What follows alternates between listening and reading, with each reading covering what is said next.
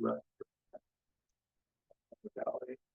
And Deborah Ruins the pie would go in there and Larry would be in there cooking. That's like, let's see, you're like a man of many talents. His reporting, so it's yeah. I'm not saying anything bad about it. I'm impressed that anybody can do that. It was a good sandwich too. It was a good sandwich.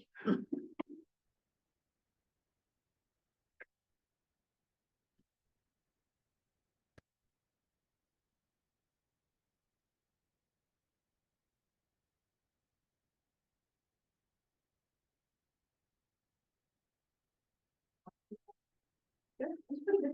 Traffic, it's pretty easy. No rain. No rain. I know. That's pretty rare. And we'll see how it Oh, goes yeah. on that. Because it seems to. Pam is on, you see? So we got four, but I mean, at least one.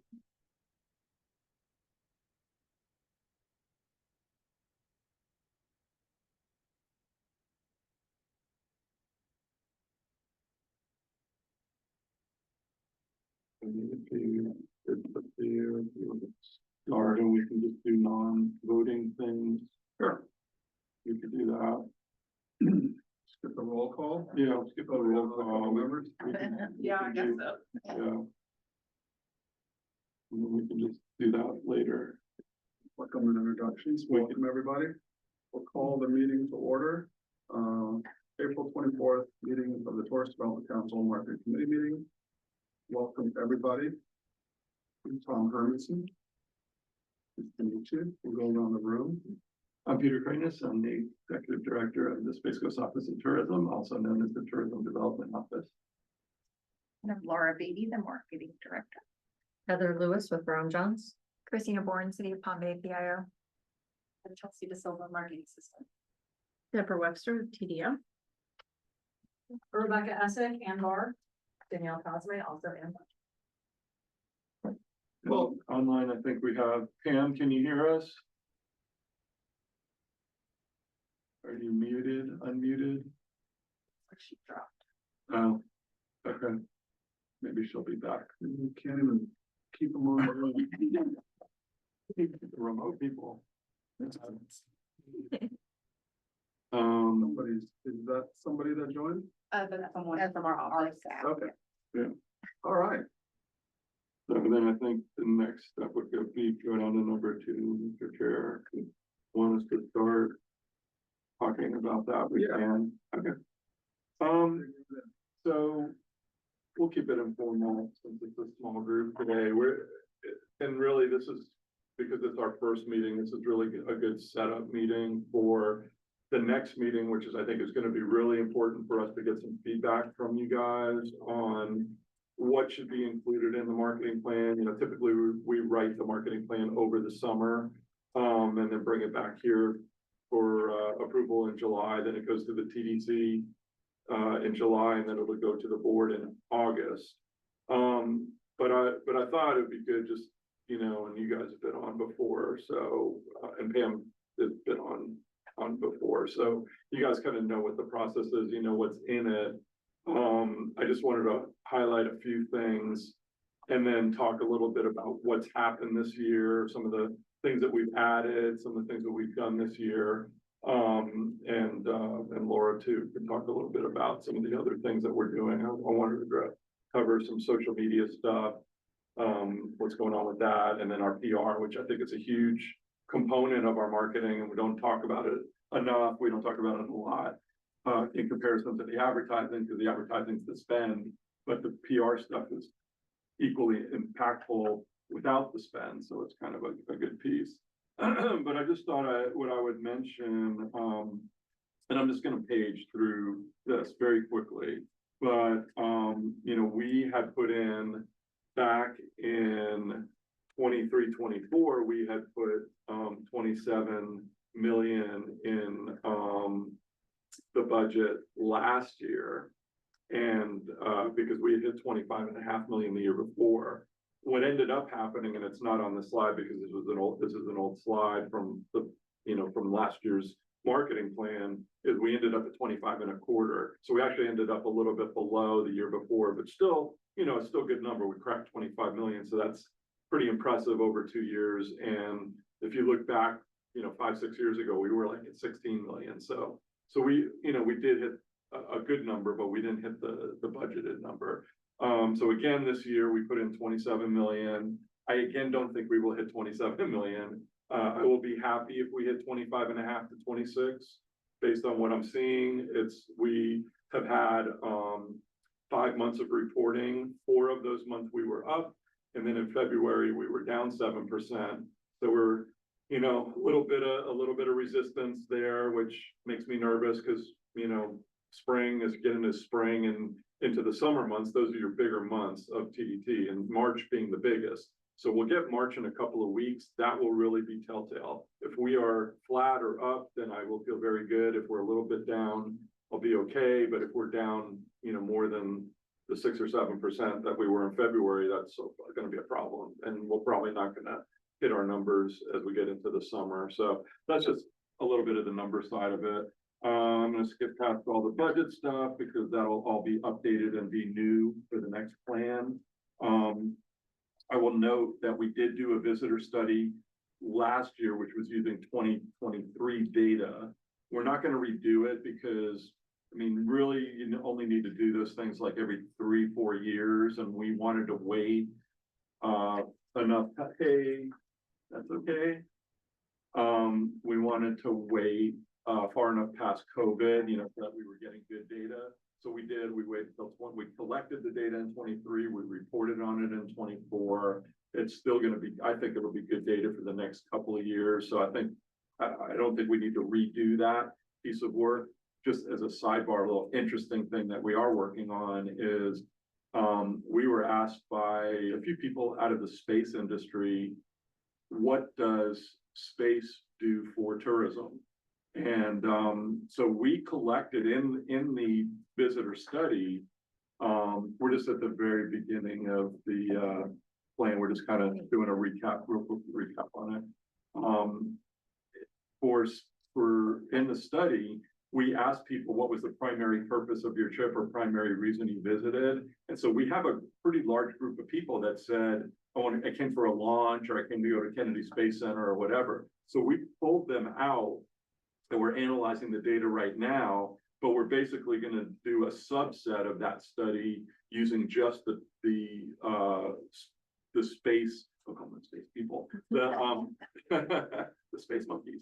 No, the people that were, primarily here for a visit related to a rocket launch or something related to space. So that'll be interesting to look at that subset. And then we may do some more primary research on that as well as we go forward, because they're very interested in that data, obviously, Space Florida and folks from SpaceX and people like that.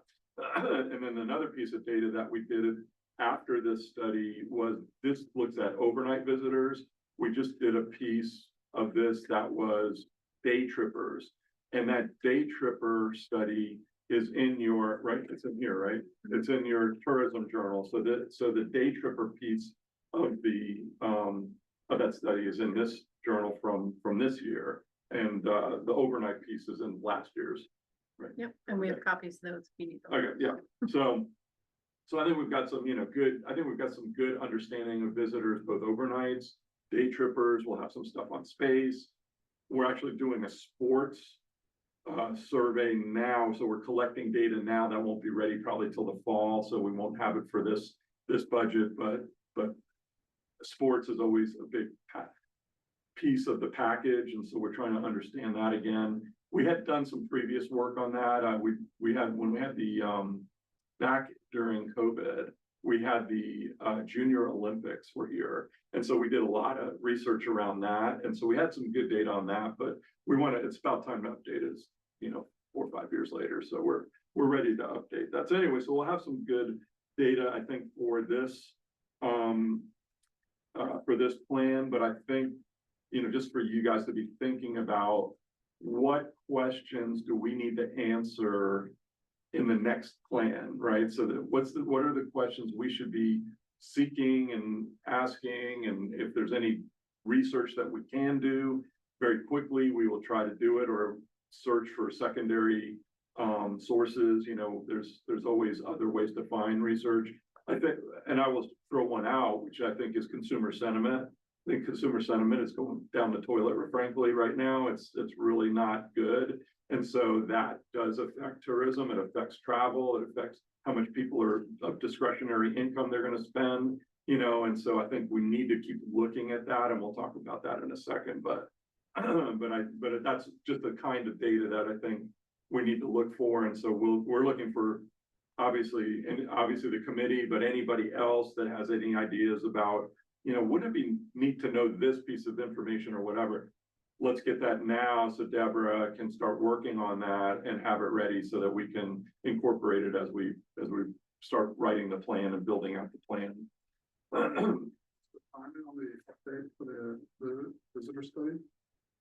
For the space piece of it, or yeah. Are you gonna do an overall one, or? Well, we have the overall one from last year, so that one's still good. We have the day tripper study was just done, so we've got that piece. And then we'll do the space one. We'll have that, I think, in the next week or two. Day tripper results right here? Yep. And it's interesting because, you know, you think about day trippers as first of all, I think our overall strategy has been try to get people who are more affluent, who are going to stay longer and spend more, right? That's just been kind of an underlying theme for the last, you know, as long as I've been here, because I always feel like, you know, yes, I get that we get Orlando traffic, and I get that we get, you know, people that visit Orlando and come over for a day or whatever, but that's not, to me, that's not the best quality of business that you want. And you hear a lot of people sometimes in the media will talk about it, you know, the people that come for the day and they trash the Indian River Lagoon because they park along the causeways, or they come to the beach for the day and they leave all their trash behind. I mean, we don't want more of those visitors. We know we're going to get them anyway, but I wanted to understand, what is it that they do for us? Like, okay, we're getting them. We're not really marketing, come for the day. That's not a message that we've ever put out there, but we know people do it. Surprisingly, in the data in the study, they actually have an economic impact. They do spend money, so they're not completely useless to us, is what I'm saying. So, you know, we don't necessarily want to love them and market to get more of them. I was more interested in, one, what is the economic impact, and then two, how do we turn those people into overnighters? And so there is some good information in there that we are looking at and trying to figure out, okay, how can we convert those people to be more like the other people that we love, which is those that stay for average of 4 nights or whatever and spend, you know, I can't remember the number off the top of my head, $1,500, $2,000 a party and that type of thing. So that's the group that we really want more people to be like. But anyway, so yeah, that answers your question. That we have, and the space one we'll have as well. So that's another interesting piece of data. Trying to think of what else on the front end. You know, we did some work on rentals. Honestly, and I hate to say it because I'm sitting next to a hotelier, but there have been months where the vacation rental segment has saved us from being down. So what's happened is I feel like the hotel, as long as the hotel market stays at the same number of rooms, the delivery of tourist development tax, which ultimately leads to overall visitor spending, has stayed pretty flat. But when you look at the vacation rental segment, that's the segment that actually has increased and grown. And so a good example was in January, we were up and we didn't expect to be up. And it was because the vacation rental piece delivered like $800,000. Was it $800,000? Yeah, it was $800,000 in TDT, which if you divide, you know, I divide it by 0.05, that gives you what the total revenue is. So that's how you get the total revenue is. It's 5% of the lodging. So if you divide it by 0.05, you get the total lodging revenue. And then if you divide that by like 0.4, because it's about 40% is lodging, that tells you what the total visitor spending is. It's a big number. And it's, you know, so in February, unfortunately, all segments were down. And so therefore the month was down. And so that we've been seeing this where really the months that we were up, the amount that we were up was typically due to that segment, to the vacation rental segment. So, as much as we, have mixed feelings about that group, because of, certainly in this area and other areas that are concerned about the quality of product and what it brings to the local community, they are delivering the tax revenue. So, for whatever it's worth, so. Economic impact, even though I don't like. Are we to a point where like hotel rooms, to year over year, but hotel rooms and the vacation rentals where they're similar year to year, so we can see apples to apples? We're starting to get there. We're seeing a little bit of growth. So this year we will have a little bit of growth in hotel rooms. In fact, we just cracked 11,000 hotel rooms for the first time in history, and we are heading towards 12,000 pretty quickly. There's about 5 or 6 properties being built right now under construction that will be probably by the end of this year, beginning of next year, will be open, and that will help TDT as well, because every time you open up a new property, it does deliver. You figure you take an ADR of $150 times 70% of the rooms, and you can actually figure out what the incremental value is of a hotel every time it opens. So if it's a 120 room property, I'd multiply it times 365 times 70% of that, 70% occupancy times $150, and that gives you an approximation of what that hotel will be delivering in tax, and 5% of that total, sorry. So obviously we only get 5% of the pie there, but it gives you a feel for it. And so, yeah, we are seeing some growth there. The Airbnb segments have sort of flattened to decline. Depends on the season. Right now it's a high season, so they're up, but they kind of ebb and flow. During season, they go up a little bit and then they go down, but in general, I think they've filtered out. Like the last couple of years, we've seen a little bit of a decline in some of the numbers, because I think, people that were kind of dabbling in that business sort of got in it, and then now they're out of it. And so I think you're finding, the last time I ran the number, I think it was like 9,000 properties. So that's probably a decent estimation of what it looks like. 15 to 1,600 of those are in Cocoa Beach. Oh, easy. Yeah, And, yeah. just yesterday they passed the new ordinance. Yes. $2,500 to register. Failure to register is $500 the first day and $1,000 every additional day. Currently, out of the 1,500 you see on Airbnb and VRBO, they only have 60 registered rentals. Is that right? Well, they got a lot to chase. So, I'm assuming they're gonna put some code enforcement people on that, or, yeah, yeah. the state statute says that you can't punitively fine operators, but you can raise fees commensurate with the cost of managing the activity. So, Expect some lawsuits about that then. the Realtors Association, which carries a lot of weight in Mhm. Tallahassee, is obviously up Yeah. against it pretty seriously. Yeah. But I think that you're gonna see some fallout in Cocoa Beach, with people just putting their short-term rentals into long-term rental. Yeah. Pools to not deal with the code enforcement issues. Yeah, that's true. Yeah, so anyway, an interesting piece of the puzzle. So we'll have something in there and a new plan about that and how we're dealing with that. From a strategy perspective, there's a few things, this strategy, as I mentioned, the overarching is to try to generate, people that are gonna stay longer, spend more. So the way to do that is to talk to more affluent, to talk to people that are not just driving, but flying as well. Talk to people that, are in markets outside of Florida. So it's not just the drive market that we want to talk to.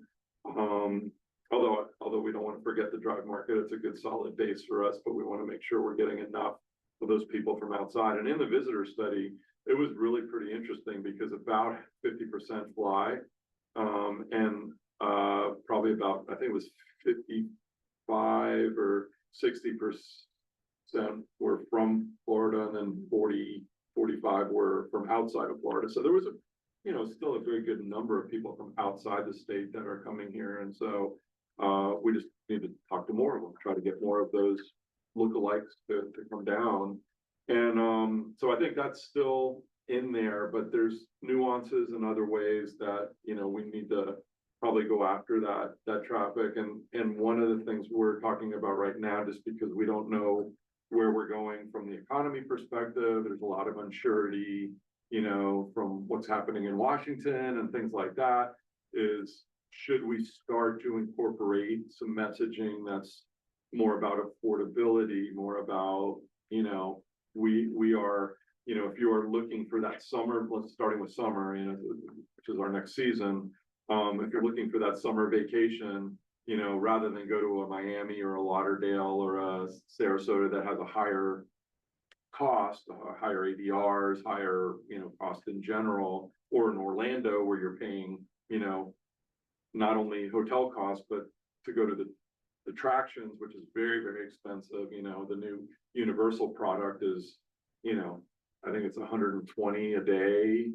And I think probably you're only able to buy 2-day tickets. So that's probably $250 a person right off the bat. And so, you're adding $1,000 to $2,000 to your trip just because of that. So trying to talk a little bit more about affordability and how we fit in with a nice summer vacation that you can afford, that type of thing. So we're going to try some of that messaging. That launches in May. And so we'll be able to get pretty quickly, we'll be able to get some reaction to that message certainly by June, and see how that resonates, and are people clicking on those ads more than others. And so we can do some comparative. But I think as we go into the fall and go into next year, it's just something we're trying to think of as, is that a consideration? Are people going to be a little bit more hesitant to do that big family vacation? Are they doing shorter stays? Are they doing more getaways?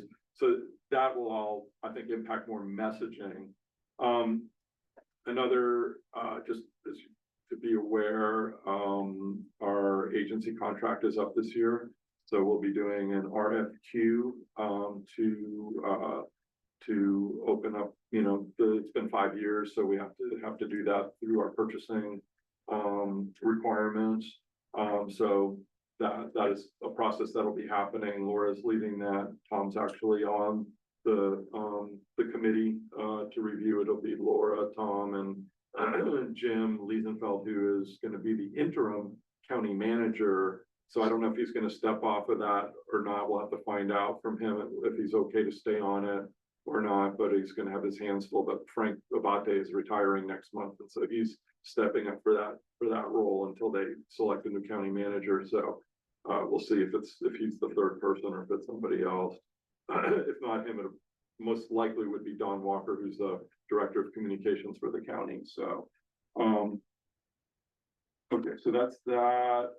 Other strategic consideration that, I don't have a lot at this point to highlight. I think all of the considerations we built into the plan last year are still pretty good. It's really going to go more to me, market segments. I'm very concerned about international, also because of what's happening in Washington. We're seeing Canadian traffic decline as we're listening to the Orlando airport, because that's where most of them fly into. TUI was down a little bit this year, not super bad, but TUI is an indicator for us because they're obviously UK and we do a lot with them. We do partner with them quite a bit. But I would say my intent would probably be to spend less in the international market right now, just because it's an unknown, and I'd rather put money towards a market that I know, which is the domestic market, the domestic overnight market. But it's something to watch, and certainly business travel, which we don't, that's not really something you can market to, but it's just an awareness that we need to have, that the business segment, particularly government travel, is, way down. They're basically cutting off their purchasing cards and not letting feds travel. So that's affecting us, I think. And in the short term, whether that's a long-term thing, we'll just have to kind of keep an eye on that. But those are some of the other things that are going on from a segmentation perspective. As far as the creative overview, there's a lot happening on the creative front, and I'm gonna let Laura, talk a little bit to it, but I wanted to just, set it up. So, as you may recall, last year or 2 years ago, we, through the Board of County Commissioners and the, Cocoa Beach Hotel folks, they worked out a deal that 50% of the marketing, would go to District 2, which is Cocoa Beach, Cape Canaveral, et cetera. It also includes like Merritt Island and Rockledge and whatever, but mostly Cocoa Beach and Cape Canaveral where the hotel rooms are. And it makes perfect sense because 50% of the revenue, 50% of the TDT that's collected is collected in those areas. And so, we've been working very closely with them on media buying and creative and all of that, and we're very involved in the process with them. One of the things we decided, as they rolled out some creative that was, I think, okay, it was okay, but it wasn't probably where we wanted it to fully be, is we're taking a step back and we're gonna redo some of that creative work with them, and Ambar is helping us with that. So we've been going through a whole branding process with them. If you're familiar with the EDC project that they revealed, probably about 6-8 months ago, called Tomorrow Launches Here, Florida Space Coast. That was actually Ambar and some of us, myself included, very involved in helping them with that. We're taking that process that they went through, and we're actually going through it with Cocoa Beach, and also doing it the same thing for Port Canaveral. So there'll be some new creative that'll come out for that. And then we just met with a group of Melbourne and Palm Bay tourism folks that are forming a group under the Melbourne Chamber, that are very interested in kind of getting more involved in the marketing and the creative for Melbourne and Palm Bay area. And we're gonna do the same process with them as well. So there's gonna be a bunch of new creative that's gonna come out over the next 6 to 8 months, which I think is great. It'll follow, I'm sure, some of the same principles that we have in the past.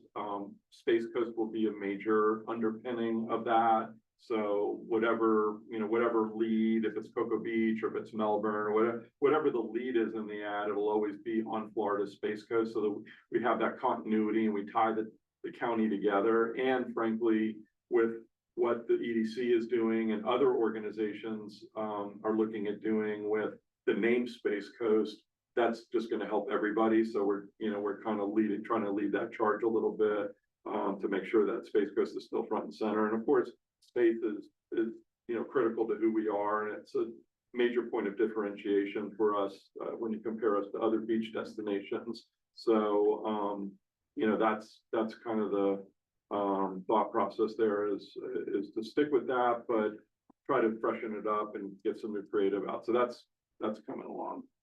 So I'm not sure if Love's here or not. Hey, I'm so sorry. Uh, Amy Matthews. Oh, hey, come to the big table. You need to come to the grown-up table. It's my first time here and I didn't get the suite number, so I've been walking around. That's all right. Manual pressure washing. Excuse me if I smell like chlorine. Oh, God. So sorry. We have a seat for you right here with a packet and everything. Even the name tag and everything. Here. Today was our city employee picnic and we did a bunch of stuff recognizing our employees, and I was running a little behind and then I was like, I poured it out. But thank you so much. Yeah. I have some paperwork for you as well. Okay, perfect. Thank you. Perfect. Thanks so much. We're actually looking at the marketing plan right now. And then we're gonna take a step back. We didn't have the forum, so we will take a step back in a minute. Are we okay with that now? I think we are okay with that now. And I Because don't know, I'm here, has ready to go. Pam joined us as well? No. But just a few, Howard did join. Oh, Howard did. Oh, hey, Howard. Okay, so, Mr. Chair, I'm gonna just pause right now. And maybe we can take a step back and do the roll call and then, do some of the business stuff under number 1. And then we can go back to our conversation in a second. Howard Woods? Here. Christina Warren, Here. Meg Fleming. Here. Amy Matthews, Yes. Howard Schwartz, Here. Yeah, Pam Rothenberg. Jeanette Jarn. oh, and I did want to mention. I'm sorry, Chair Hermanson. I did want to mention there will be a ninth member of the committee probably at the next meeting. We just got a new TDC member, was just appointed. So as soon as he gets I think we'll have to do it at the May TDC. We'll get approval for that, and then that person will join us for actually probably the July meeting. So we'll have 9 at some point. Yes. So that was that. We did welcome and intros, although Amy and May want to introduce themselves. Would you like to introduce yourself? Of course. Hi, everyone. Amy Matthews. I've been the Public Information Officer, Public Affairs Officer for the City of Titusville Police Department for 10 years. And I've just recently been, not promoted, but working my way in the city. And now I will be handling all the public information that goes out from the city in relation to Titusville Police Department, Titusville Fire Department, Building Department, Public Works, That is a Community promotion. Development.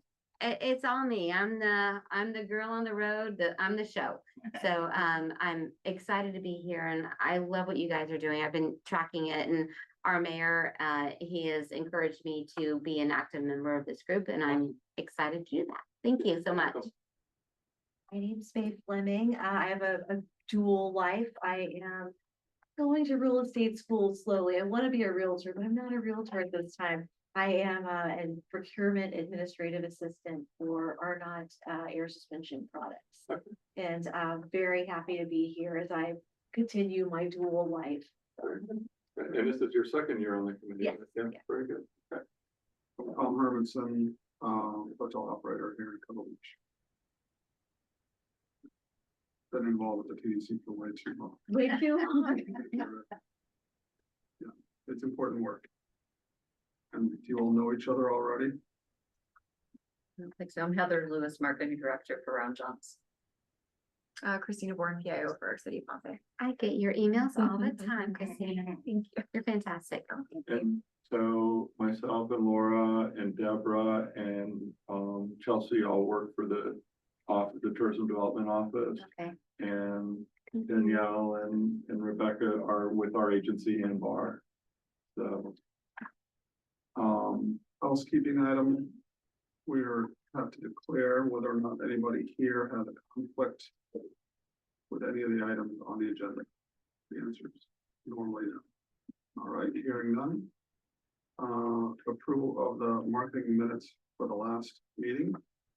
I'm not Like- sure who all was here, but I'm sorry, Mr. Probably- Chair, before you vote on that, can you guys vote to let Howard vote? That way Yep. we'll have a 6%. this is also in county rights. We need to have a motion, a second to allow Howard to vote remotely. So moved. A motion by Heather, I'll second.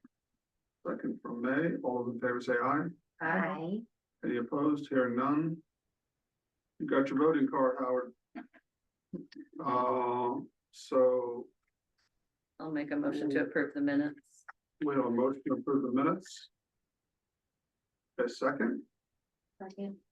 and a second from May. All those in favor say aye. Aye. Any opposed? Hearing none. Motion passes to pass the minutes. And now, the exciting part of number 1, we're going to elect a vice chair to this wonderful committee. So anybody can stand up in the middle of the room and make a speech if you want.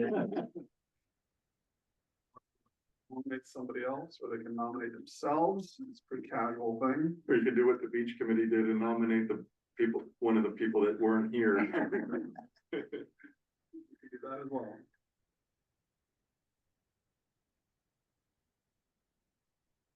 I will make a motion for Heather Lewis to be vice chair of the committee. If you don't speak up, you get nominated. Go Heather. It's your birthday. Unless you object. No, I don't have an objection. It's really just to have somebody chair the meeting if the chair is not there. Without volunteering. Second that. We have a motion. I'm making sure the motion. You can answer. We have a Second. motion and a second. Any discussion? Hearing none. All those in favor say aye. Aye. Hearing none. Congratulations. Welcome to the show. That is. Now we can go back to the interesting part. Yeah. Just let it go. So, you know, we were just talking a little bit about strategy and stuff, and I'll just really quickly recap for me and Amy. You know, I think overall, our strategic direction is good, it's strong, you know, trying to keep promoting to people to come here and stay longer and spend more. People that are capable of doing that, more affluent audience, typically people from out of state, as well as obviously the drive market's important to us. But we don't want to overemphasize it, because I think you get too big a mix of drive-in traffic and your length of stay shortens and they tend to spend less money. And so we just want to make sure we continue to have a good mix of that. That being said, concerns, you know, I won't call them thunder clouds yet, but cloudy skies are beginning to show themselves in the world from an economic perspective. Concerns about maybe affordability and, you know, looking at possibly messaging starting this summer with some of that idea of, you know, maybe a more affordable vacation is coming to the beach as opposed to spending all your dollars with Disney or one of those other big beach destinations like Miami that cost a lot more. So trying to maybe roll in some of that messaging, and obviously we're not going to target any of our fellow destinations out there, but we will talk about that from an underlying messaging perspective, and we'll try to track that. And I think that's something that we can incorporate into the plan as we go forward, because I don't think it's going to necessarily change quickly. I think we're going to see some of those cloudy skies continuing as we get into late 25 and maybe into 26. Other concerns about international, trying to tamp down international a little bit, because obviously we're seeing some pushback from the European Union and Canada, which are our major players in traffic to our area. Top markets are Canada, UK, and Germany, and then we also do some work in Ireland and Scandinavia and some of the other European Union countries, and we have a rep over there that does some work. And so she'll stay over there and keep working that market, but as far as advertising dollars, we'll probably reduce those a little bit and maybe not even do a big campaign. Like we've done a big campaign in Canada the last 3 years. We may not do a big campaign next year. We might just do some targeted stuff. So we'll see how it goes. We'll obviously keep watching the news and seeing what next bombs get lobbed back and forth between countries and that kind of thing. Other strategic issues, just, you know, for you guys to be thinking, the next meeting is in May. That's really a good opportunity for you guys to be thinking about providing input to us as far as what should be in the plan, what questions should we try to answer. We've talked about, we did do a visitor study last year, so the last year's tourism journal has that visitor study in it, and there's some of it in the plan itself. So, you know, maybe take a look at that. And then we did a piece this year, so this is this year's journal, on day trippers, which was interesting. So we had some more data there. But if there are any other thoughts or ideas you guys have as far as, you know, wouldn't it be good to know this or know that, consumer sentiment, for example, we'll start looking at secondary data and trying to bring some of that into the plan. Other than that, I was going to let Laura just quickly take us through. Oh, I'm sorry. The other thing I mentioned briefly was new creative. So we're working on new creative for Cocoa Beach, Port Canaveral, and then we just started meeting with a group of hotel and tourism folks from the Melbourne Palm Bay area and getting some feedback from them and trying to collect some primary research on why people visit that part of the county. Because I think we've done a really good job of understanding the brand and the nature of Cocoa Beach and the port. You know, we've done some deep dives on that and understanding that, but honestly, I don't feel like we have as good a handle on, you know, why do people pick other areas of the county to stay in? And there are, you know, 40% of the TDT is collected in Melbourne and Palm Bay, 50% is collected in Cocoa Beach, Cape Canaveral, and then the remaining 10 or so percent, it's like it's 8 to 10% is collected in Titusville. And I think in Titusville, we have a really good, since you're here, Amy, I'll just mention this. I think we have a really good approach that we started a couple of years ago, which is we started referring to Titusville as the gateway to various things. So for instance, the Space Center is right there. The National Seashore is right there. Merritt Island Wildlife Refuge is right there. And by the way, you can't stay in any of those places. There's no hotels in any of those places that I just mentioned. Titusville is the closest proximity to those. So I think it's some of the messaging that we're using for Titusville, we're trying to reference that. And I think that's a really good positioning, frankly, for that. But obviously we'll always listen and be interested in hearing what the thoughts are about that. But we can share, you'll see in here some of the creative as we go through, you see some of the creative for each of the areas, including Titusville, and see that. But we tried that a couple of years ago. We feel like it's resonated. We feel like we get good traction on it. And of course, our history and our personality of space really does resonate with folks. And so being on Florida's Space Coast, always being in our ads is sort of an underpinning. So even if we talk about Cocoa Beach or Titusville or Melbourne, have that on Florida Space Coast as being part of that, to bind the whole county together as one entity is important. And we've seen other organizations that have done branding work, like the EDC just launched Florida Space Coast Tomorrow launches here.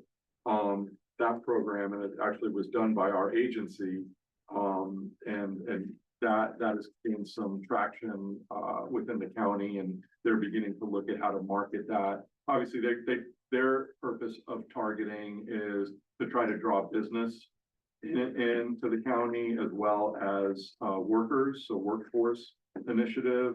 But I think they do that piece, and then we do the visitor piece, and it kind of works in tandem with one another. We're not on the exact same trajectory, but we're working together and pushing in the same direction.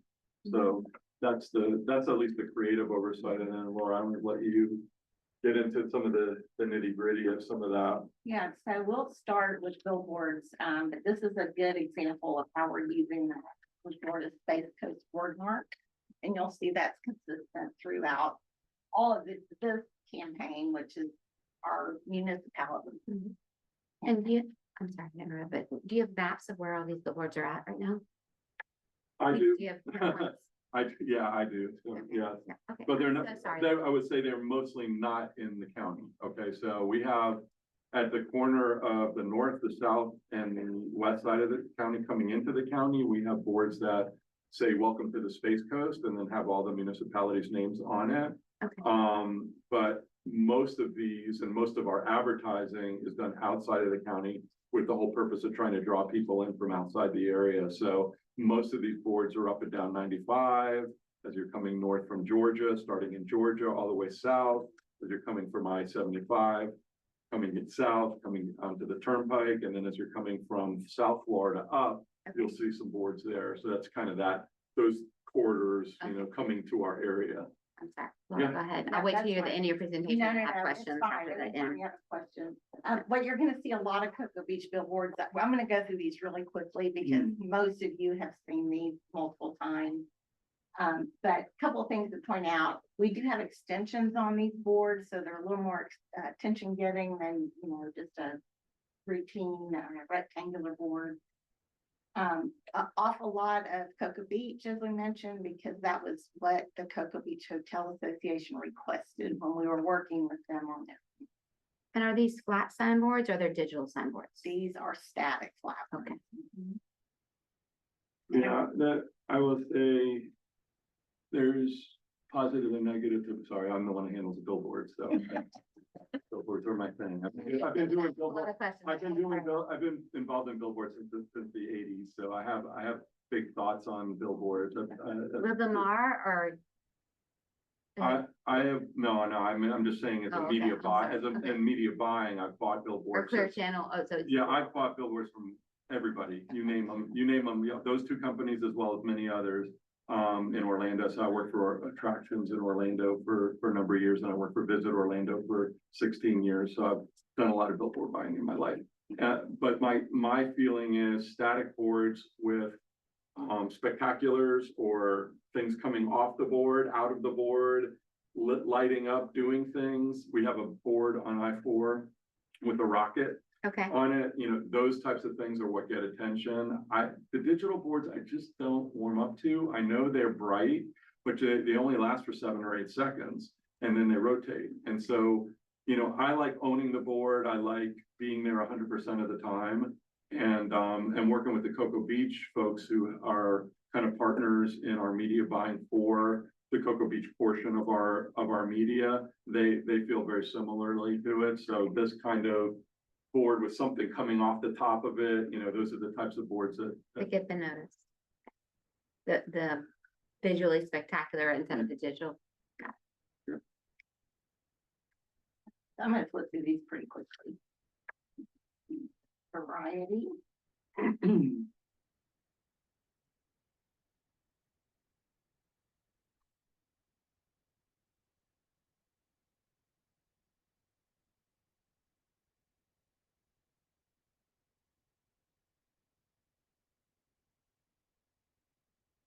There's a new one. So this is how it plays out in the different municipalities. So this is Melbourne and the beaches. Titusville. All day. So there's a whole digital advertising component to this as well. These are the Cocoa Beach ads that are currently in place. Like Peter said, we're working with them to develop some new creative that kind of will tie better into what we're doing everywhere else.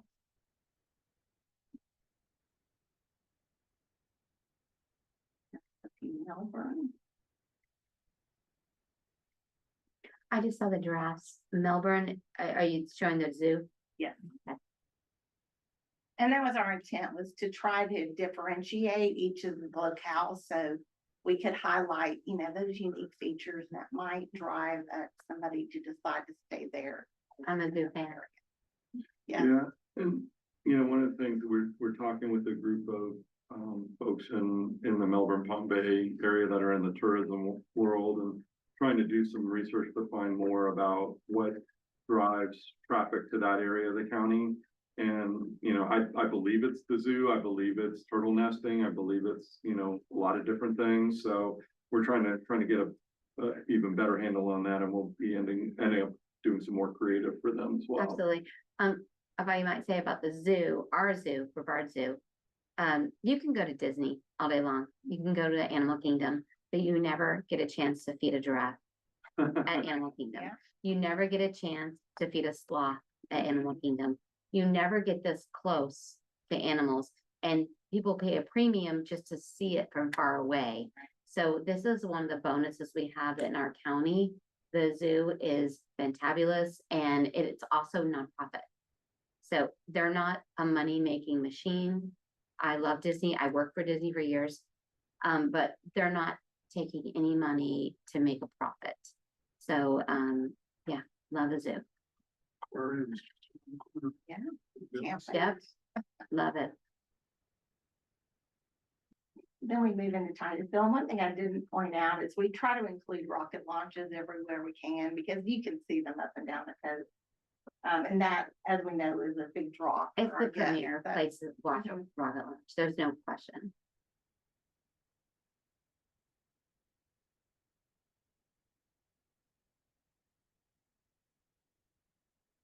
Yeah, for Palm Bay, again, we've got some launch, but it's really more nature focused and primarily fishing.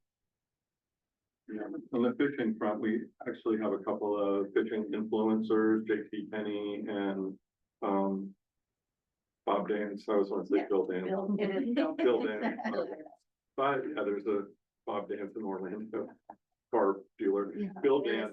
Bill Dance. who's Bob Dance Dodge. Yeah, but there's like a guy by the name of Bill Dance and JT Kenny. They're very renowned fishermen, and they have TV shows as well as major social media platforms that they really promote fishing on quite a bit.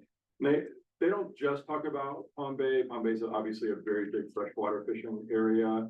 But, you know, it's a big part of their conversation, but they also talk saltwater. They also talk, you know, sailing out of Port Canaveral. They talk about a lot of different things, but the Palm Bay, market, we actually had a couple of years ago, Major League Fishing came and did a tournament there. And it was a pretty big deal. And so we want to keep that going. And, but it's becoming, I would say, one of the best known freshwater fishing areas, certainly in the southeast, if not in the country. So trying to keep playing that up.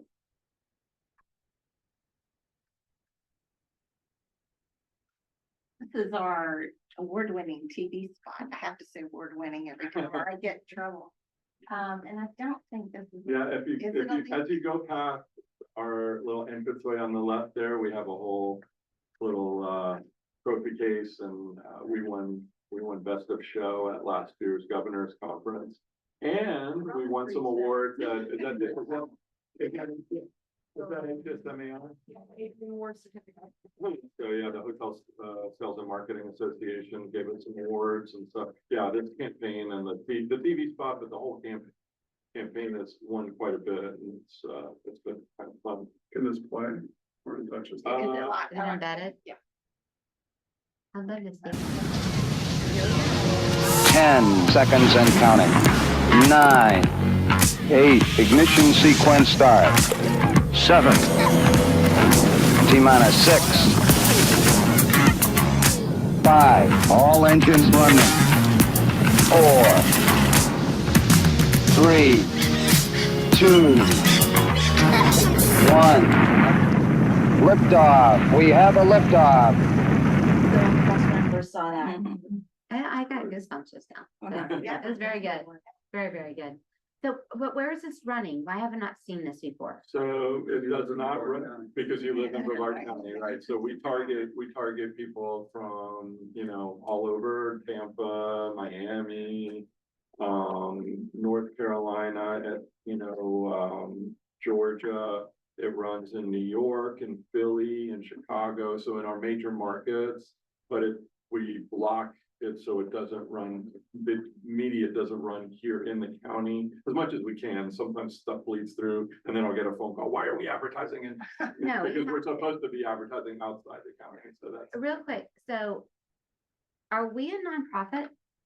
we are part of, government, so we're part of, Brevard County government. Excellent. Yeah. So, have you guys, got in touch with Spectrum? Because they have to run by law nonprofit ads for free. This should be, how long was this? 30 seconds? Yeah, so we don't qualify for that, but we do work with Spectrum. We Okay. work with Clear, we work with, what's the Comcast, thank you. Yeah. I always forget, because they have the new, what's their new name? Effect, yeah, they call it. Everyone changes. Yeah, I'm sorry, Spectrum, it was whatever, now it's Charter, now it's this. Right, So, yeah. okay. but and then we also buy a lot of media, through streaming services, so, you know, because more people are streaming now than ever before. It used to be, it was like, you know, 75-25, we'd run on traditional cable, and 25 we do, streaming. Now, after COVID and the last couple of years, that we've actually flipped that model. We're actually buying probably more heavily, like 60-40. With like streaming, with like streaming. Hulu and all that stuff. Right, Yeah. right. And there's services, so you don't buy directly from Hulu, you go through a broker that goes and gets the Okay. large quantities of those. I'm learning a lot today. Yeah, we could do a whole media class if you want. at some I point. love it. But they basically buy lots of inventory from these people like the Hulus of the world. And now Amazon is going to a paid, Or even YouTube, whatever. or ads, YouTube. Yeah. right? And Absolutely. so they're getting really great deals. And so we get those through the agency, we're negotiating those deals with them. But that's how we get like into New York. Like if we were to buy traditional TV in New York, it'd be super expensive. Of course, but- they're like a #1 market share. Right, so by going through streaming, we're able to get inventory in front of eyeballs without having to pay those Okay. exorbitant costs. So we're doing a lot of that in what I would call the outer markets, so like Philly, DC, Chicago, even Boston, New York. you know, we're getting good rates on streaming there. And then when we're buying like a market, like a Miami or a, you know, Charlotte or an Atlanta, we're doing a mix where we're buying some cable from the cable service and then buying streaming from them as well. So, Comcast runs Miami and they have a streaming platform as well. And so we can access a lot of that inventory through them. So that's how we're buying that. Cool. Yeah. That's a great commercial. Oh, and there's this. All right. I actually started using a VPN some time ago and using Atlanta service. So you're getting Atlanta creative. Looking at cruise and parking in hotels, Mm. so I started getting served up something like that. Interesting. I don't know, we can't solve for that, so I can't block you. I'm trying to figure out how do I block you, but I can't. People find out that you're affiliated with this committee and the TDC, they're always gonna say, why so many billboards? Yeah, And why not other advertising? And the answer is, billboards are a relatively small portion of the overall budget. And two, we intentionally did not serve advertising and spend money here in the county because you're not an out of county visitor. Thanks. So I have to repeat that all the time. It's your mantra. And, but then I have to say, those are not all TDC billboards are Ron Don. Well, okay, I mean, but also Ron John pulls Yeah, I'll people let- in, I'll just- then we also share the wealth. Absolutely. Big virtuous machine of tourism. by the way, we're talking markets, these are our markets. So how we get this data is we use a company called Datafy, which basically scrubs cellular phone data, and we look at when somebody is on their phone interacting with typically certain kinds of apps, mapping and other kinds of apps that have GPS enabled stuff on there. They're able to capture that, and so we're able to look at who comes to our destination and what where they're primarily from, and so this is how we get this data. So all the markets I mentioned, they're all up there. This is where I always get on my soapbox to say, you know, people think we have all this money in it. I will never say, you know, a $12 million advertising budget or marketing budget is a bad thing. You know, we're very blessed to have what we have. And we're maybe more fortunate even than some other destinations around the state. But think about all the media that's being bought out there by all the other destinations, Miami, Orlando, Tampa, whatever, they're all going after these markets. And people ask, well, you know, how do you know if you have enough money? I said, well, when all of these markets are highlighted in yellow, I'll feel a lot better, but we're a long ways from that. So the yellow is usually where we are, and even some of these markets we're not always in. We're in, you know, kind of during certain time periods of the year, but yeah, my goal is always like, you know, can we get this whole chart to be yellow? Because I have a quick question on this. Why isn't South America, Brazil, Japan up here? Because Brazil, you're either super rich or super poor. Yeah. And Brazil, they are all the time in Orlando. That's a easy fish in a barrel market. Do we not advertise to South America? we do not, and there's a number of reasons for that. You know, first of all, we look at the top markets that visit here, which are the UK, Canada's number one, UK, Germany. And we have a lot of efforts in the European Union because of that. You know, Latin America I believe it's a very fickle market. I spent 16 years with Visit Orlando, so Brazil was one of our top markets. Brazil. We did a lot of advertising in Brazil, Mexico, Colombia, Argentina. And, you know, they're all great markets, but I think for us, I think they're still a little far afield. I don't think we're a mature enough market that's ready to go after those segments. And there's some specific things that those markets really want.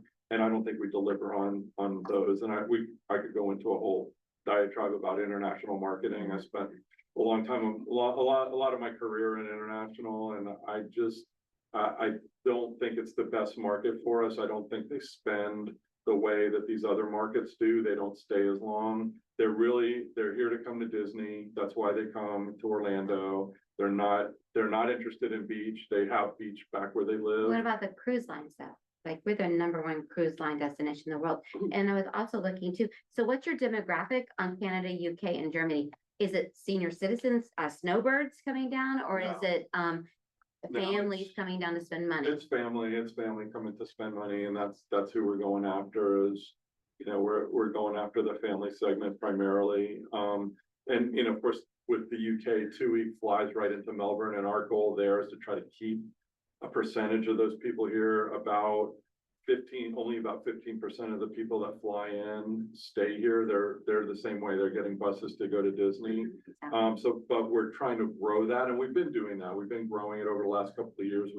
We do joint marketing with TUI to promote our area, and as they're learning more about the Space Coast, they are staying longer, and TUI's getting more inventory from our hotels to sell as part of their packages. So So you partner with like Virgin Atlantic, and this is the things you can do, like, Well, TUI for is your the people carrier. coming in? TUI is the carrier and the packager, and they're the ones that primarily handle the UK and German markets for us. I'm sorry, who was that? TUI, TUI is TUI, the biggest, travel agency in Europe. yeah. They Okay. have cruise ships, So- airlines. Perfect, yeah, and you're not working with Virgin Atlantic at all? No, because the Virgin folks are flying into Orlando directly, and so we're trying to spend our money with the people that fly into Melbourne. Into Melbourne, so you're not pulling people from Orlando? I'm not saying we don't, we do advertise in Orlando and we do advertising that targets the visitors in Orlando while they're there and tries to remind them both at the airport and in other ways.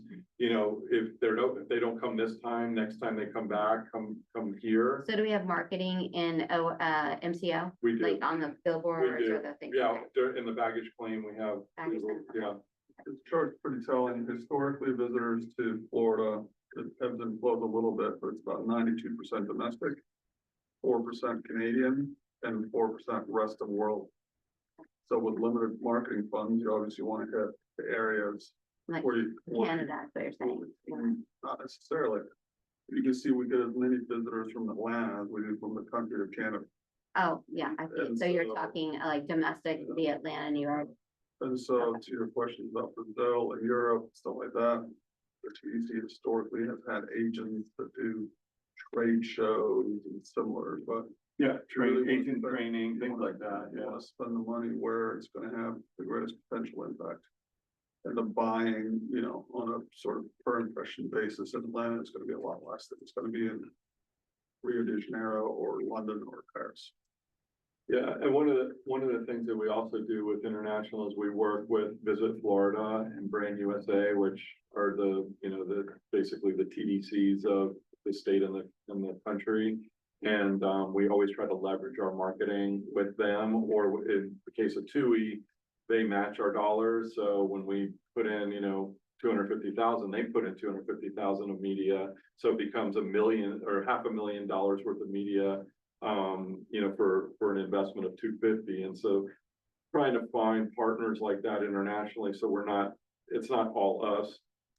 And we're actually about a 1-to-1 match with all of those partners now. So, if we spend this year, probably $750,000, but that turns into $1.5 million, internationally. So that's how we try to leverage the international market with partners. So, And we're spending it with TUI because they're dropping people in over. yeah, they're literally coming Okay. right in our backyard. To MLB, as Yeah. opposed to Orlando. If they flew to Orlando, we would. I'm just looking at the tops, like Orlando, the top, of course, because everyone comes here and then Yeah. they can just hop over. Yeah. And Yeah, there's a I'm lot of day thinking, like- trippers in that number, so we were talking earlier before you came about day trippers versus overnighters, we want more overnight business. And day tripper has a value, but it's a little lower value, and, we're always gonna get some business from Orlando because we're right next door where there are beaches, but yeah, we try to put a little bit more money into like Tampa or something like I that. feel like, the out of state, because it seems like the in-state or the, they already have what we have. They have a beach. We already got a beach. They got a beach too. They've got Tampa, have Busch Gardens. They have multiple venues. So what's the draw and in-state on those top 5 or whatever? Rocket launches. Rocket launches. Space, That's the it one thing that. 100% space. And, space is what brings people here for those launches. et And cetera. cruises. And cruises, yeah, you're Yeah. right. And the The out of beach. state, yeah, The so, beach with waves as opposed to. the flat, nothing, the pond Flat and hot. and the Gulf. Yeah, And, it's like a warm pond. No, we get a tremendous amount of overnight traffic from the central corridor, the I-4 corridor. Got you. If you've ever tried to drive to St. Pete Beach from Orlando versus driving to Cocoa Beach from Orlando, you're talking 45 minutes versus 4 hours. I lived in Orlando for 30 And years. then, unfortunately, for some of us, the average hotel rate in St. Pete and Clearwater is, $300-400 versus here it's $150 to $200. We actually get it. I'm shocked every time I see the numbers, but the people from Broward and Dade County, the number, millions of visitors here, what, 2.3 million or something like that. Mhm. And that. Are they stopping here though because they're heading to the parks? No, Are they stopping here No, for they're the coming waves? here. if you live inland in Broward or Dade County and you look at hotel rates on Miami Beach, Fort Lauderdale. $600 a night versus driving up 95 and staying here for 160, 170, 180 bucks a night. So if you're gonna do a 3-day beach vacation with your kids, it's actually cheaper To come here. and all easier to come to Cocoa Beach than it is to try to stay on South Beach. And you've got, so you've got Miami, Lauderdale, Broward County and Palm Beach County. Those 3 counties are, You're right. You could save the breakers. You could, 1,200 a night. yeah. I hear you. We shop between Palm, I and, know. the Hampton and Cocoa Beach, Exactly. and save a lot of money. Interesting. So Central Florida market is huge, all the way over to Tampa. For us. All right, so let's keep going. I just wanted to show this chart. This is something that, we've played with this formula a little bit. Last year, we decided we were gonna shift a little bit more into January during the fall campaign, and primarily it was because of the presidential election, but now that we did it, and we have begun to see the results of that, January was a great month for us. And, I have kept saying, because my dad lives down in Palm Beach County and I go down there and visit a lot. And I keep, when I go in January and February, you can't get in a restaurant, you can't get a hotel room for less than 400 a night, you can't, and I'm like, why don't we have that kind of business in January, February like they have? And so the last couple of years, we've really been trying to push to grow that. Well, we decided, like I said, because of the presidential election, we shifted from starting in October to starting in November after the election, and then we ran a little bit farther, so we would pick up sort of the January, February window, and we called it more of a fall winter campaign instead of just a fall campaign. And I think we saw some traction with that, and I think we've seen some growth during these months over the last few years because we've been focusing more on that. I would say, we'll keep looking at the numbers as we get those in with the agency, but I think we keep doing that. I think we keep pushing more into that January, February window, because I think what you get in October, November, you're gonna get no matter what. The holidays, it's always sort of a crapshoot, and it's a little bit hard to push from basically Turkey Day on to Christmas. I think that's a tough one as well. But I think where the inventory is and where our opportunity is, I think in January, February, I think we can keep pushing that higher. And we had just under $2 million. Yeah, we had $2 million TDP months in January, February. I think we can get over that, and I'd like to see that grow significantly. March is the biggest month of the year, so obviously March, April, we always look at spring as March, April, because you never know when Easter's gonna fall.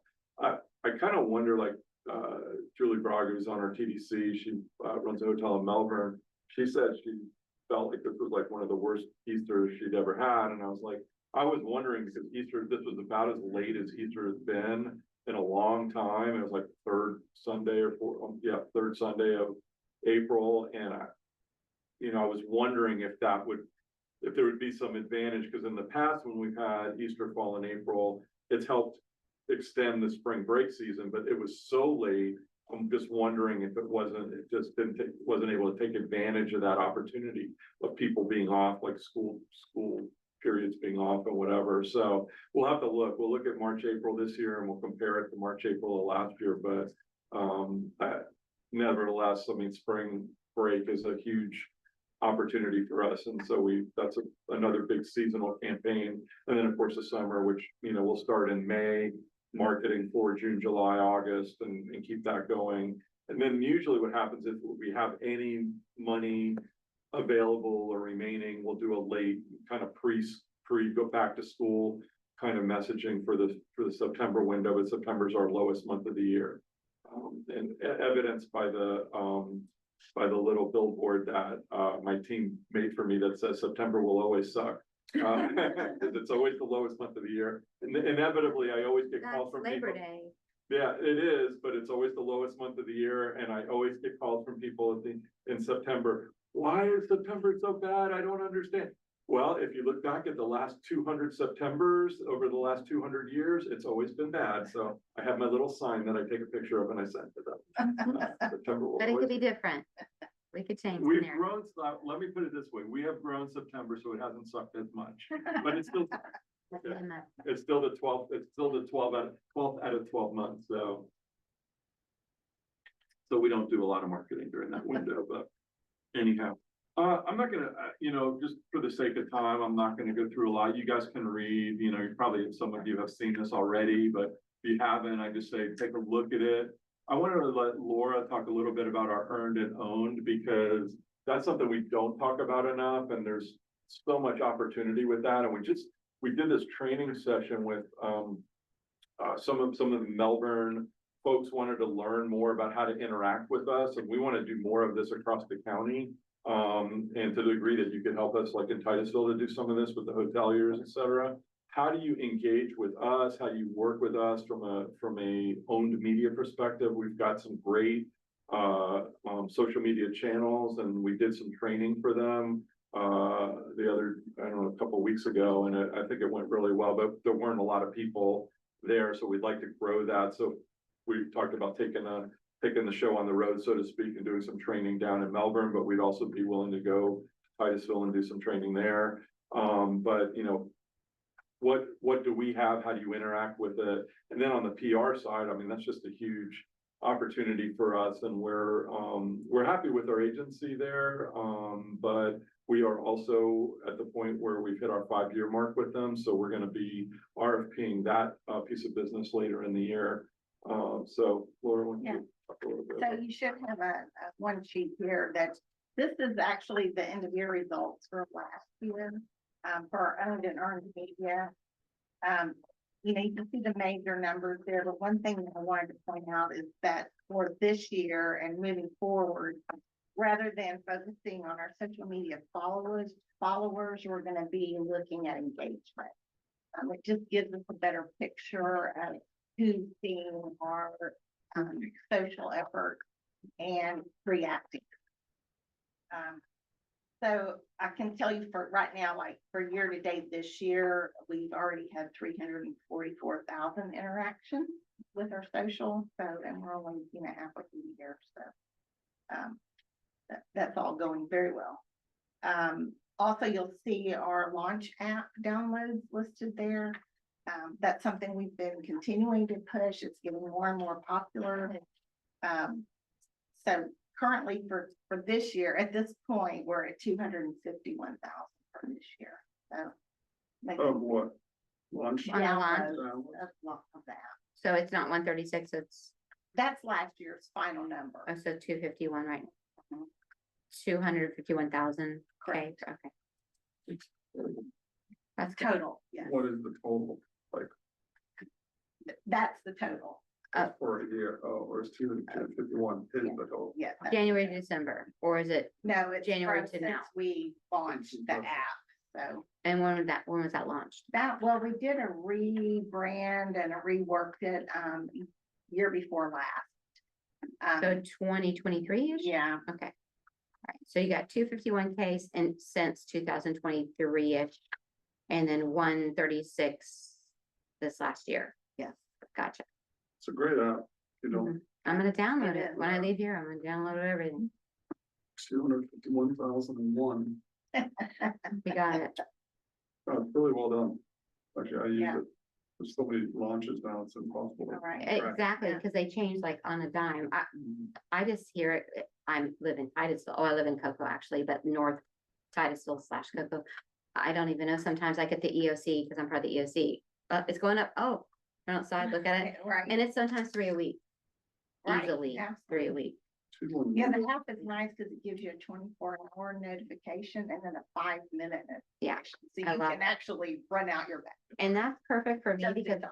you can't imagine how many times a day I get asked to lunch today. Yeah, I'm like, Right. I "Let me was just down have-" I was down. What's in- it at now? Yeah. Yeah, Yeah, absolutely. I was down in Boynton with, my brother and we were sitting at dinner and they were showing on CNN, they were showing one of the launches. So I called up the app and I showed it to him and I said, oh, by the way, if I click here, I can actually watch the feed and get the the announcer feed. And then if you want to see where it is in the night sky, you just point your, that phone It has to it a and then compass. it has Right, it has a compass that he's just like, okay, that's really cool. So moving down into our earned media, this was a huge story for us last year. Our earned media just fought. So we get really good results from this. Our PR agency does a great job. We had 202,844 stories last year with a reach of 8.3 billion. And the AVE that's listed there is 75.7 million, and let's take that with a little grain of salt because that's based on their rate card rate. So it's probably a little inflated, but again, for very minimal cost, we get a great return on it.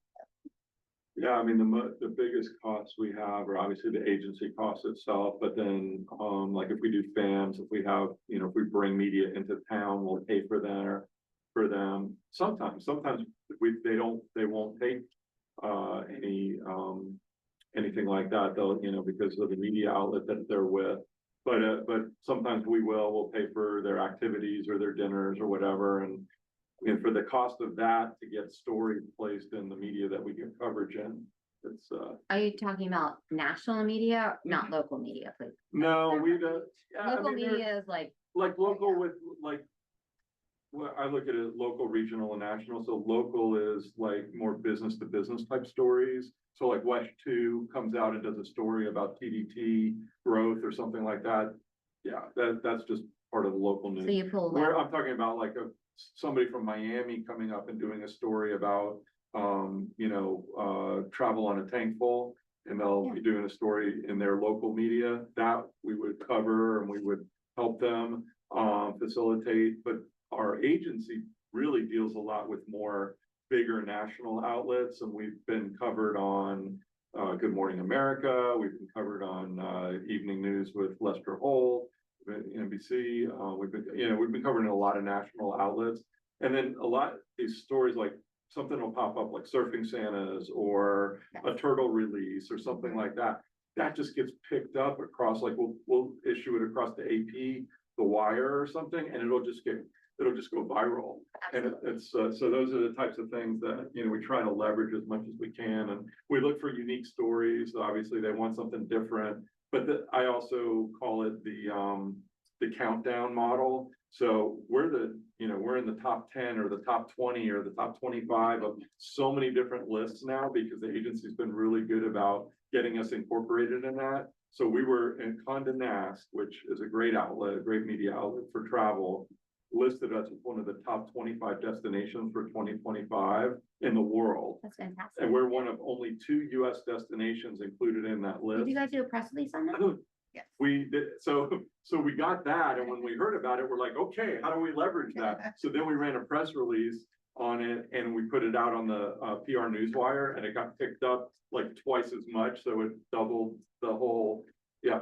So, And you send it to 2, 6, 9, 35. yeah, I mean, all the 13, locals get it, It's all but, part of it. yeah, all the Yeah. locals get it, but, you know, sometimes they cover us, sometimes they don't. But But I'm remember- more, I don't really even care about them as much as I care about media in Atlanta and media Well, the in New thing is, York though, and. Orlando's 18 market share. Mhm. And we all get picked up in Brevard in Orlando.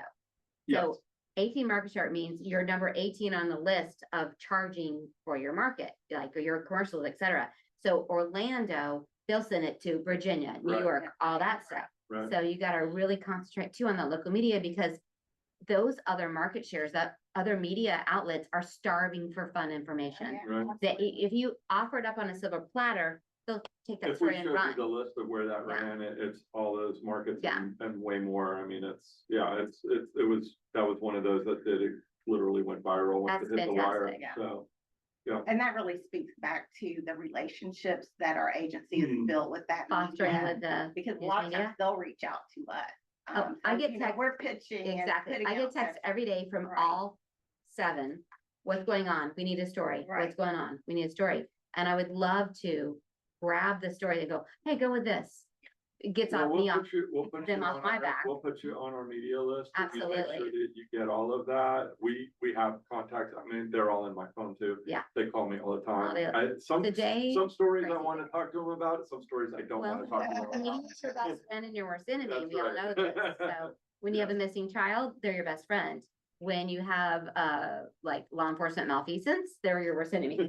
So Okay, it's in all, our yeah. world, it's, you know, when they want to talk about, you know, something bad that happened at a board meeting, we want to avoid their conversation, but when they want to talk about, you know, how good is tourism for this Right. weekend, you know, then I'll, yeah, so it's always a. It's a love give and hate. take, and Yeah. it's the transparency and accessibility that keeps them coming back. Yeah. I agree, so. Anything else?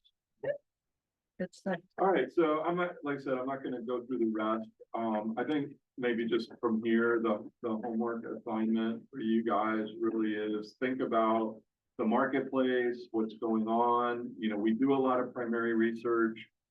I think we have a window now where there's a little bit of time where if we needed to gather some data, we might be able to in some of our methodologies. We work with a research company out of Tallahassee that does a lot of our surveying for us. They have a panels of people that they can reach out to. So if there are questions between now and our next meeting, which is when? May something. We'll give you the date in a second.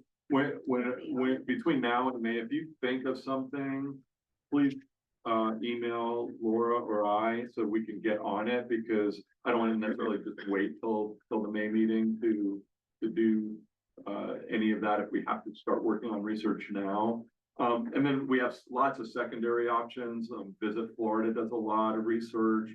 We just got tapped into a dashboard that Brand USA has on consumer sentiment, so we can look at that. So we have a lot of secondary sources as well, so we might not have to do our own. But if you think of things that, hey, you know, it would be good to have that information in the next marketing plan, that would be useful. And then just thinking in general about our marketing, you know, what do we need to be thinking about? What do we need to be focused on? Are there programs that, you know, might be of interest? We had, I think, some suggestions that came out of the last year's committee were, you know, some of the promotional things that came up. How do we do some promotional programs? I will tell you, I'll give you a sneak preview. We are in discussions with a major brand called Moon Pies. If you've ever had a moon pie in your life, they're a major cake brand. They would like to do a promotion with us. It would be all over the Southeast, and it would be in lots of major outlets, you know, Publix, Kroger's, Walmart, all these different stores that they're in, and we would actually be part of their display for next spring. So we're working on that. We don't have a contract, so I know it's a public meeting, so I just gave it away, but that's okay. Yeah, but it's okay. I just think the Space Coast and Moon Pie go together so well. So there are things like that, you know, we're always trying to look for those kind of unique opportunities, but if you have ideas, bring that next meeting, because that'll be our kickoff, and then Laura and I will go away from the next meeting. We'll start working, and we'll probably work on it even before that, but we'll start working on the plan over the summer, and then we'll bring it back to you guys in July, go to the TDC in July, and then to the board in August. So that's kind of the timing, and you guys can help us with that. Can I So ask the like next meeting is the 22nd. of May? Yeah. Okay, great. I have 3 quick questions. So again, on the, I missed how much the percentage for Titusville on the slide at the beginning. It was, Yeah, so on page, if you're talking about the share of the budget, yeah, yeah, so Cocoa Beach, what I call District 2, which is Cocoa Beach, Cape Canaveral, et cetera, gets 50% of the marketing budget, and then each of the other 4 districts get 12.5%. so Titusville's 12.5%. Yes. Okay, also, I'm not sure if you've already spoke about this before I came in.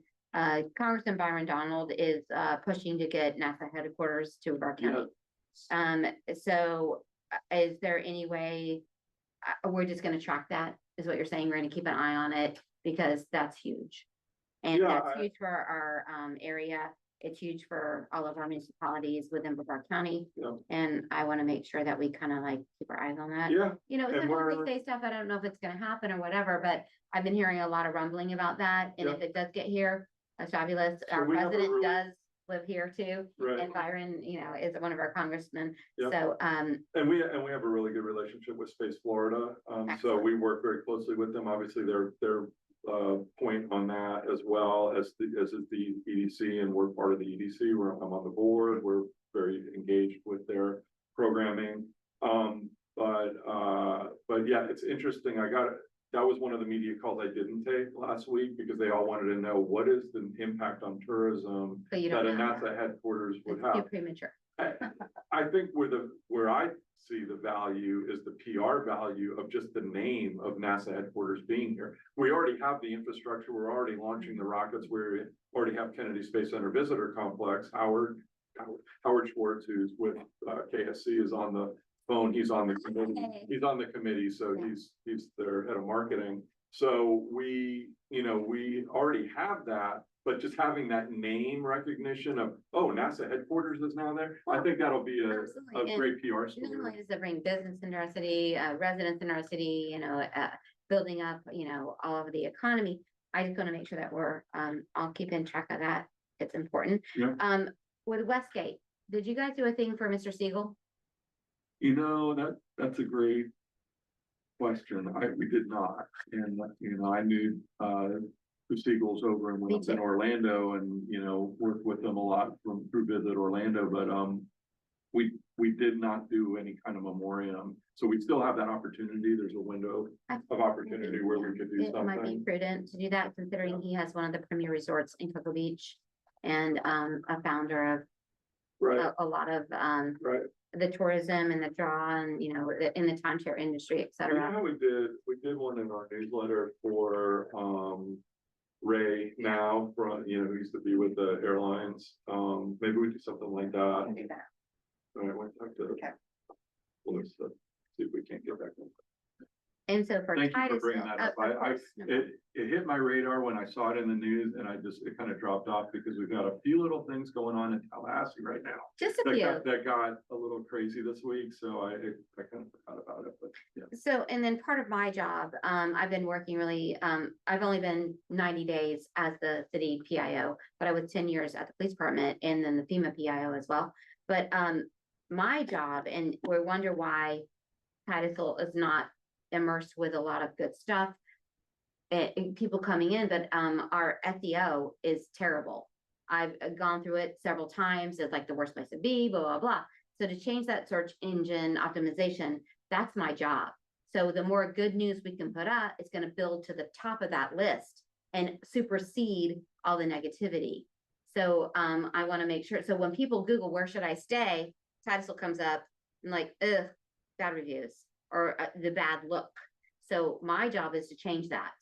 And I wanted to make it a premier place to stay, because we literally, no offense to anyone in this room, the best rocket viewing ever. I mean, it's so good there. And we want to make sure people know about that.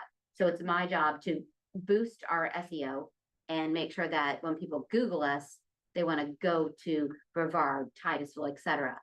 So, that's probably Good to a number one thing that for me being on this I'm board, sure. yeah, do that. Yeah. Being on this committee, it's the important for city me to giving do that. City giving you a budget. We have a budget. Yeah. We just did our mid-year submission.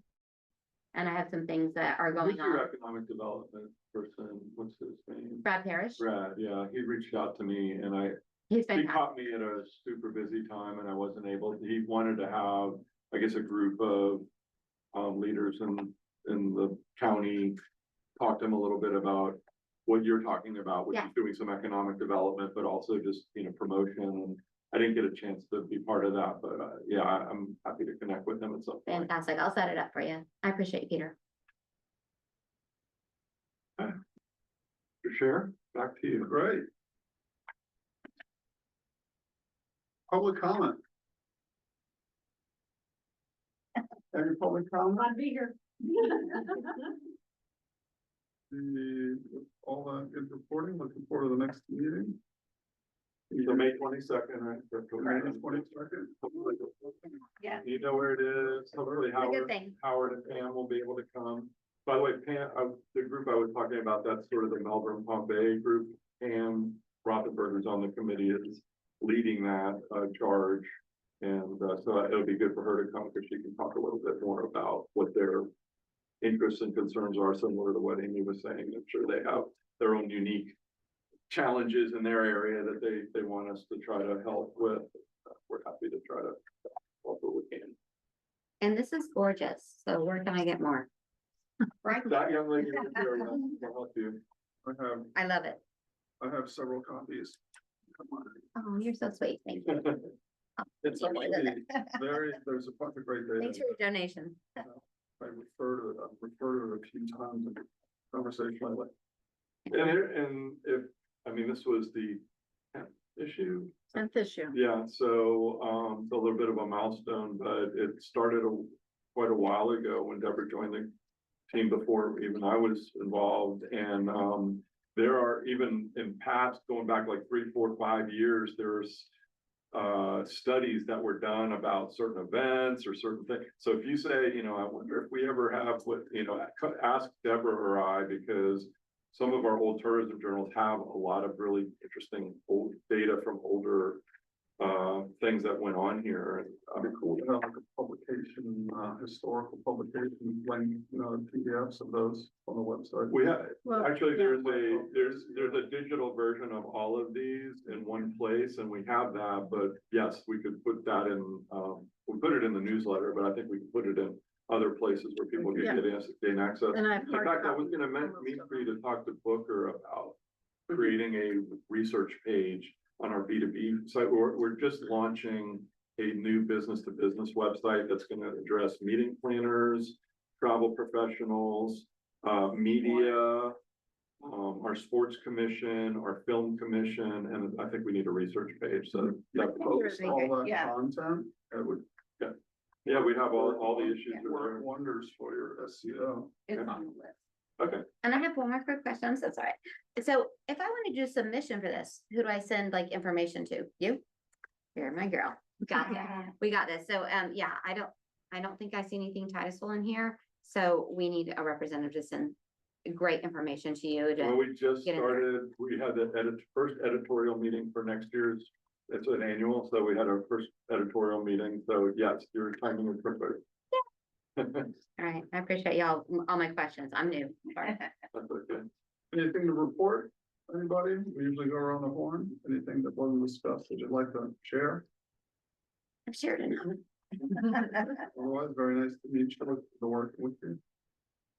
And thank you to Peter and the team here for all your hard work. Thank you, Peter. Everyone, nice to meet everyone. Thank you so much. Thank you. Thank you all.